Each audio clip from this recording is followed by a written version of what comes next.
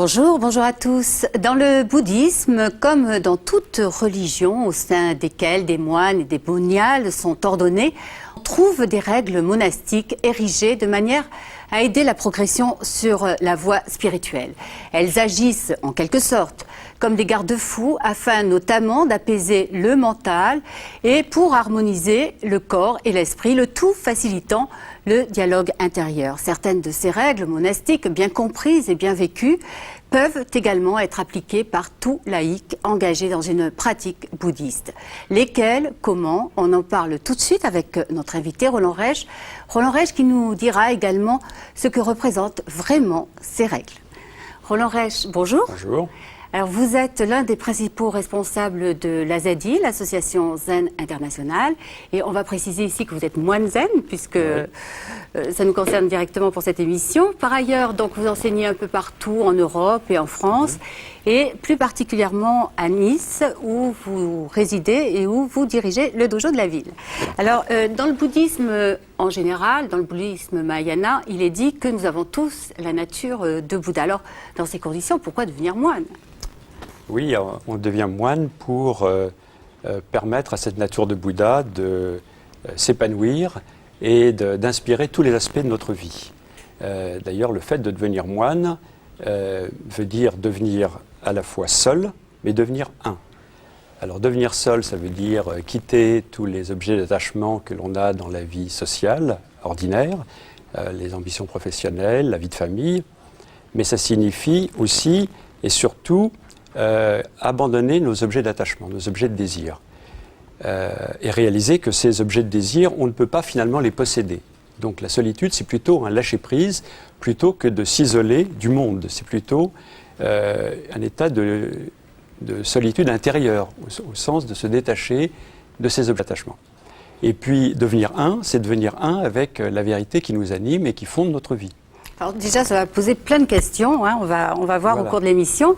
Alors, auparavant, une autre question, il est recommandé également de pratiquer dans un monastère. Alors, pourquoi cette pratique dans un monastère? C'est dû à la structure du lieu qui facilite la concentration, la vigilance, etc. Ou est-ce dû au fait de pratiquer ensemble?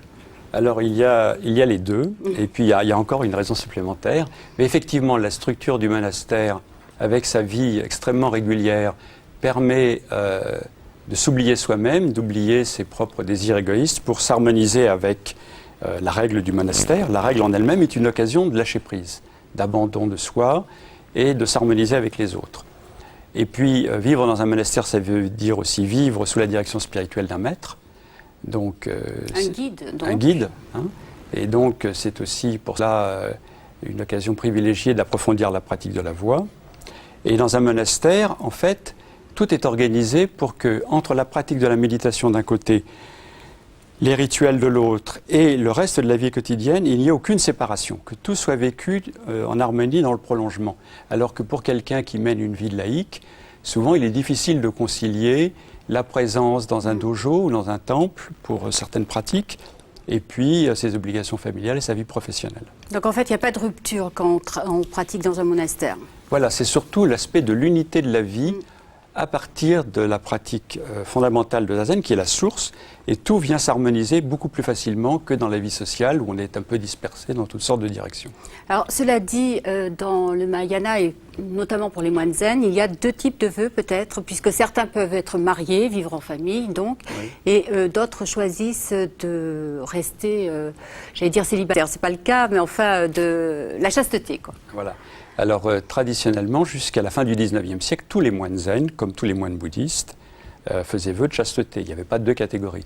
Mais depuis un siècle, il est possible, en effet, d'être moine et néanmoins d'avoir une famille, d'avoir une vie professionnelle. Et dans ce cas-là, le fait d'être moine veut dire que l'on va consacrer une part importante de sa vie à la pratique avec la sangha, à des stages dans des monastères, mais aussi que l'on va, suivant les vœux de Bodhisattva et l'esprit du Mahayana, on va faire le vœu de pratiquer cela aussi dans la vie quotidienne, dans le monde social, et faire de la vie de famille et de la vie professionnelle autant d'occasions de continuer la vie monastique. Ce qui veut dire que la vie de famille n'est jamais lésée, ou peu lésée.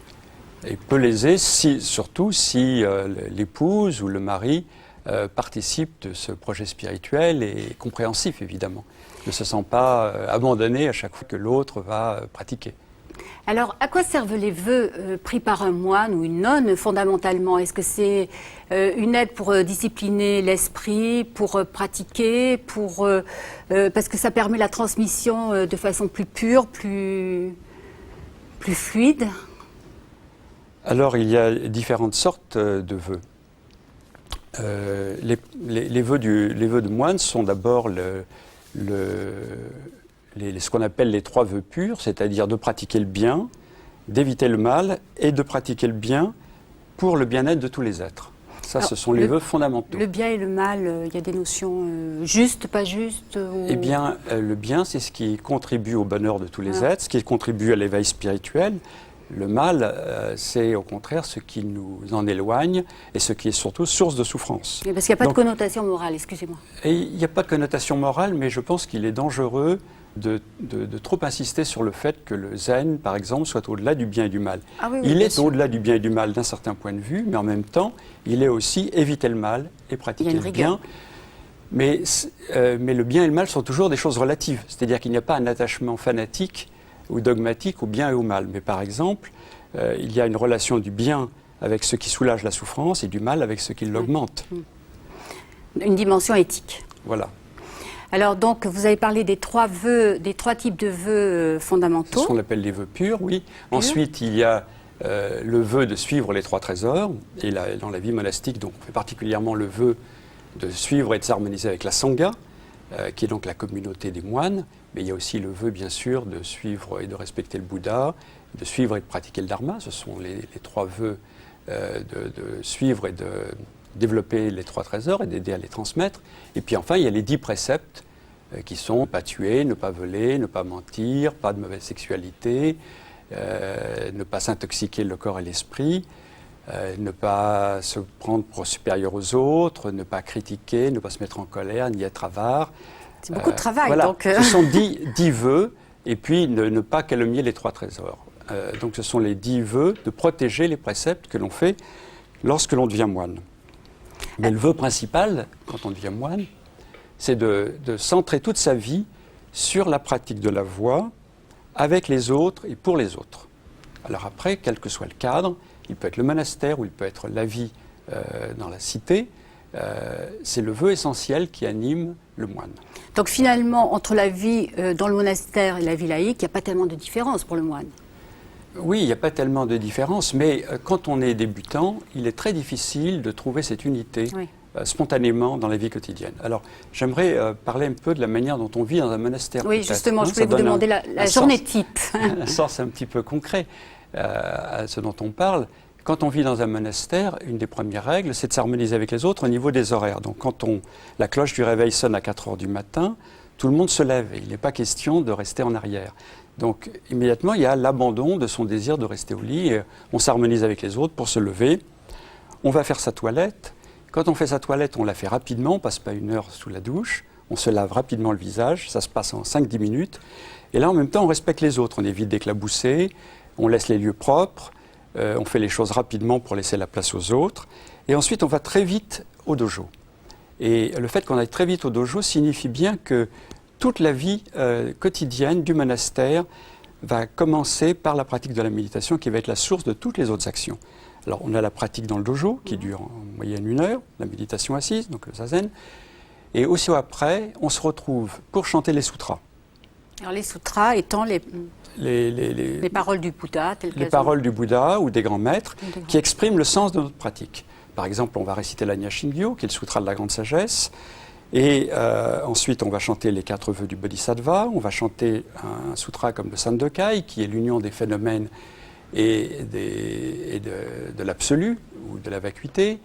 Et surtout, on va à chaque fois rendre hommage au Bouddha, à tous les patriarches de notre lignée. On va également prier pour les morts, on va prier pour les malades, pour les familles, tous les gens qui sont dans l'environnement du temple. Donc dans cette pratique du rituel, il y a énormément de choses qui sont incluses. En fait, c'est se relier aux autres et au monde et à la vie. Voilà, se relier à Bouddha, à l'esprit de Bouddha, se relier à tous ceux qui ont aidé à transmettre, exprimer notre gratitude pour ceux qui ont transmis, manifester donc cet esprit joyeux de quelqu'un qui reconnaît le bonheur immense qu'il y a à être dans cette famille des Bouddhas et des patriarches et à pouvoir pratiquer leur enseignement. Et en même temps, c'est une pratique non égoïste, c'est-à-dire qu'on dédie tout ce que l'on fait dans le monastère pour le bien-être de tous les êtres et on dédie les cérémonies pour les laïcs. Alors je suppose qu'on peut reproduire beaucoup de tout ça, de ces rituels dans la vie ordinaire, sociale, lorsqu'on est moine également. Comment fait-on finalement? Qu'est-ce qui est important alors à l'extérieur? Par exemple, vous vivez beaucoup à l'extérieur. Vous n'êtes pas dans un monastère à plein temps. Donc, je suppose que vous reproduisez certains rituels, certaines actions. Bien sûr. Par exemple, un des rituels importants, c'est le rituel des repas. Donc, avant de prendre un repas, on récite un court sutra dans lequel on se rappelle et on rappelle que l'on prend cette nourriture pour pratiquer la voie et pas simplement pour satisfaire sa gourmandise. On donne une partie de la nourriture en offrande pour les affamés, donc c'est l'occasion de penser à tous ceux qui ont faim.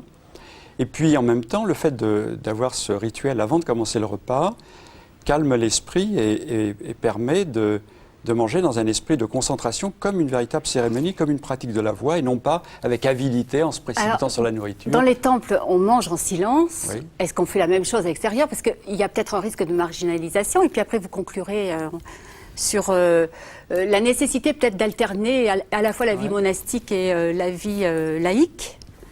Oui, alors effectivement, souvent le repas est quelque chose de convivial. Et donc manger en silence, ça paraît une sorte de punition ou quelque chose qui n'est justement pas convivial avec les gens, pour les gens avec lesquels on mange. Néanmoins, manger calmement, faire une certaine part au silence, même si on a quelques échanges dans un repas, c'est très important et on s'en trouve très vite, très bien. D'abord, on va mieux assimiler ce que l'on mange et on va être beaucoup plus en présence de l'autre, souvent dans le silence ou dans quelques paroles échangées mais qui sont vraiment senties comme importantes, quelque chose que vraiment on a envie d'exprimer à l'autre, plutôt que ces bavardages de table où finalement ça termine en une espèce de brouhaha, de dispersion et ne laisse pas véritablement un souvenir profond du repas qu'on a pris ensemble. C'est vrai. Alors, en conclusion, Roland, pour un laïc, par exemple, pour un moine, il est bon d'alterner à la fois un peu de pratique dans les monastères, un peu de pratique à l'extérieur, pour mieux comprendre un peu la société aussi. Oui, c'est pas seulement un peu, je crois que c'est essentiel, cette alternance, cette fluidité entre le retrait dans le monastère, et où on se ressource, et le retour dans la vie civile, dans la vie laïque, et notamment à travers le travail, car je n'ai pas mentionné, mais c'est un des aspects essentiels de la vie monastique, une des règles de base, c'est un jour sans travail est un jour sans manger, et dans la vie, ça s'applique dans le monastère, et évidemment dans la vie civile, on doit gagner sa vie, mais pas seulement la gagner, mais travailler de manière à faire de son travail un service rendu à la communauté, un don, une pratique du don, et une pratique de la concentration de chaque instant, en abandonnant l'esprit de sélection, de choix qui estime qu'il y a des tâches nobles et des tâches spirituelles d'un côté, des tâches vulgaires et prosaïques de l'autre. Faire vraiment de sa vie une unité, ça implique cette fluidité entre la vie monastique et la vie laïque, jusqu'au point où il n'y a plus de différence, où le monastère est partout. Roland, merci. Roland Reich, merci. Je vous propose maintenant quelques livres avant de vous quitter. Tout d'abord, cet ouvrage de notre invité Roland Reich, Voix d'éveil. Il est édité par les éditions Yuno Kusen. Le Dharma de Saint-Benoît, bouddhisme, christianisme et quête spirituelle de Patrick Henry est publié par les éditions Kunchab. La grande porte de l'éveil, éveil graduel, éveil subi aux éditions également Yuno Kusen. Et ces deux livres de Moine Vijayaratna sur les moines et les moniales bouddhistes sont édités au CERF. Je vous rappelle que si vous souhaitez nous écrire, vous pouvez le faire à l'adresse qui s'affiche maintenant sur votre écran. Merci de nous avoir accompagnés. Très très belle journée à tous. On se retrouve dimanche prochain. Et en attendant, n'oubliez pas de donner du bonheur et de la joie autour de vous. Très très belle journée à tous. Excellente semaine. À dimanche.